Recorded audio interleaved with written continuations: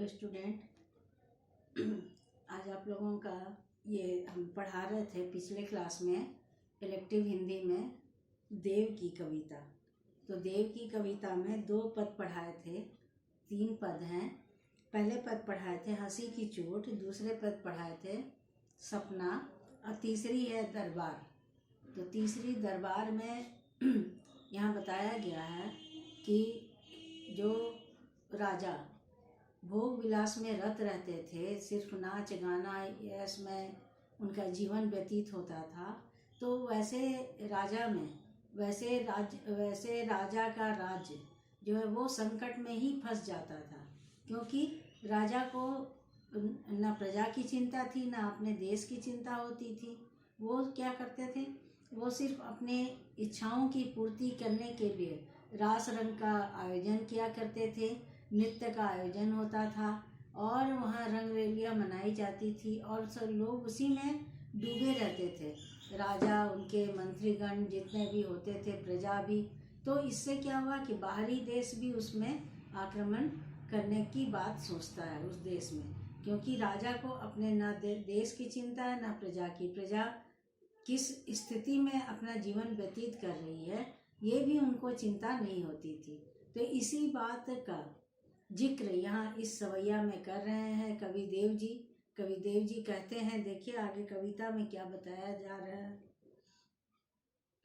साहिब अंध मुसाहिब मूक, सभा बहरी रंगरीज को माच्यो। ऐसे तो कविता पढ़ने में बहुत ही अटपटा लगता है, लेकिन ये कड़वी सच है। कहते हैं ना, आप लोग बहुत पहले पढ़े होंगे बचपन में एक कहानी, अंधेर नगरी चौपट राजा। ये कि जिस देश का राजा वो उसको अपने से सिर्फ मतलब होता है, देश के लिए वो कुछ भी नहीं भला सोचता, तो उस देश का जो होता है वहाँ पर सो अंधेरी ही अंधेरा व्यतीत होता मिलता है। अंधेरा कैसे है? अंधेरा कहने का मतलब वो काली रात जैसा अंधेरा नहीं, लेकिन वहाँ पर ना राज्य की बढ़ोतरी होती है, ना आर्थिक उसमें बढ़ोतरी होती है, ना सामाजिक ना धार्मिक कुछ किसी भी चीज़ में, क्योंकि राजा का जो ध्यान होता है वो उस ओर रहता ही नहीं है। इसलिए यहाँ पर कहा जा रहा है कि वो अंधेर नगरी चौपट राजा, उस राज्य का राजा जो होता है वो चौपट हो जाता है और राज्य भी चौपट हो जाता है। बाहरी राज्य वाले उस देश में आक्रमण, उस राज्य में आक्रमण करके उसे अपने अधीन भी कर लेते हैं और वहाँ की राजा तथा प्रजा सभी उसके अधीन हो जाते हैं। तो यहाँ पर कवि देव जी ऐसे ही राज्य के राजाओं के विषय में कह रहे हैं। साहिब अंध मुसाहिब मूक, कहे कि साहिब कहते हैं राजा को और मुसाहिब क्या कहा गया है प्रजा को। तो कहते हैं कि साहिब अंध, साहब जो है हमारा वो अंधा है, उसे कुछ भी दिखाई नहीं देता, गलत और अच्छाई का उन्हें बोध नहीं होता और कोई भी चीज़ उन्हें पता नहीं चलता।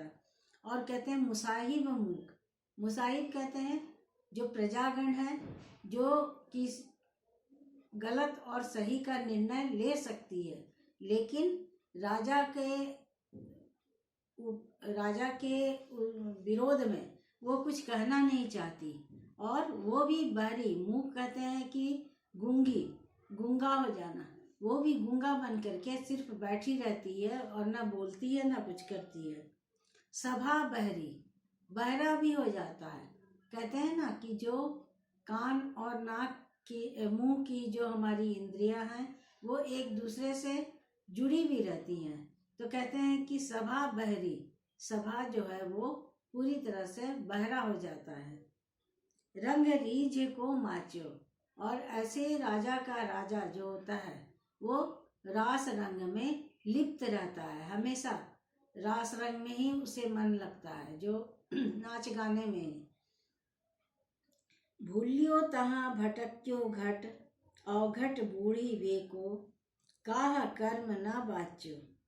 ऐसा राजा कोई भी कर्म नहीं करता है और कहते हैं वो अपने रास्ते से भूलियो तहाँ भटकियो घट, अपने रास्ते से भी भटक जाता है। और इस देश में जो रहने वाले कलाकार भी होते हैं वो भी राजा की इस रवैये को देख करके वो भी अपने मार्ग से भटक जाते हैं। औघट बूढ़ी वे को काह कर्म ना बाच्यो, जब वे एक अच्छा कर्म नहीं कर सकते तब वो अंतिम समय में वो डूबने के कगार पर भी आ जाते हैं, क्योंकि अच्छे कर्म ही मानव की पहचान होती है और मानव जो है उसी समय सार्थक भी होता, मानव जन्म भी सार्थक होता है। भेष न सूझियो कहियो समझियो ना, बतायो सुनियो ना, कहा रुचि राज्यो। कहते हैं कि उसे भेष नहीं सूझता, वेशभूषा भी दिखाई नहीं देता कि कौन क्या किस हालत में है, कौन से राजा अमीर है, प्रजा अमीर है, कौन सी प्रजा दुख दर्द में गरीबी में अपना जीवन व्यतीत कर रही है, ये भी उसको सुझाई नहीं देता। कहियो समझियो ना, और वो किसी के बताने पर भी समझने को तैयार नहीं होता, क्योंकि उसे जो रास रंग है वो उसमें इतना लिप्त हो चुका है कि उसे और कुछ भी अच्छा नहीं लगता। बतायो सुनियो ना, कहा रुचि राच्यो। कहते हैं कि उसको बताने से भी वह सुनता नहीं है, क्योंकि उसकी रुचि दूसरे तरफ हो जाती है। देव तहाँ निबरे नटकी, बिगड़ी मति की सगिरी निसी नाचो। कवि देव जी कहते हैं कि निबरे नटकी, नट कहते हैं कि जो सड़कों पर अपने कर्तव्य नाच गाना के साथ दिखाया करते हैं, या फिर डंडे के ऊपर एक देखते हो तुम कि दो डंडा बंधा हुआ रहता है और उसके बीच में कोई रस्सी बांध देते हैं, उस पर जब वो चलते हैं उस पर वो काम करते हैं। तो ये वो कहते हैं निबरे नटकी तहाँ निबरे नटकी, बिगड़ी मति की ओर चलती है। तो कहते हैं कि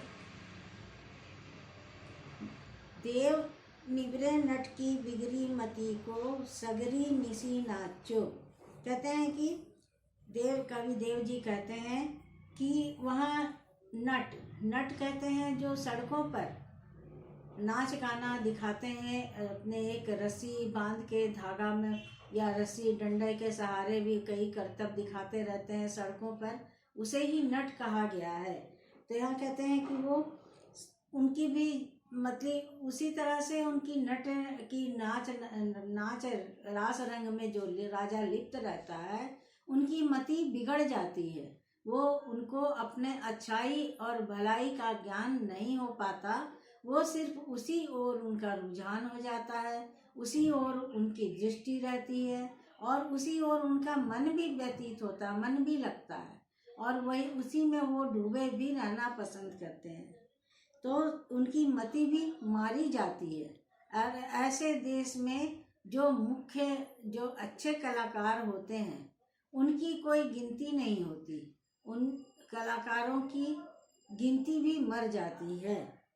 मति को सगरी निसी नाचो, कि सभी उसी राग रंग में, जब राजा उसमें लिप्त है तो वहाँ बैठी प्रजा जो देख रही है, प्रजागण भी उसी में लिप्त हो जाते हैं, उनको भी फिर किसी भी बात का ध्यान नहीं रहता है। तो ये इस पद में ये 4 लाइन की जो पद है कविदेव की, जिसका शीर्षक है दरबार, एक ऐसे राजा जो कि अपने आप में सिर्फ मस्त रहना चाहता था, उसे राज्य की परवाह नहीं थी, न प्रजागण की परवाह होती है, वो इस प्रकार का व्यवहार जो राज्य के साथ करता है तो वो राज्य के लिए ही हानिकर होता है। यहाँ यही चीज़ बताया गया है। ठीक है, आज यहीं तक, फिर अगले दिन अगले क्लास में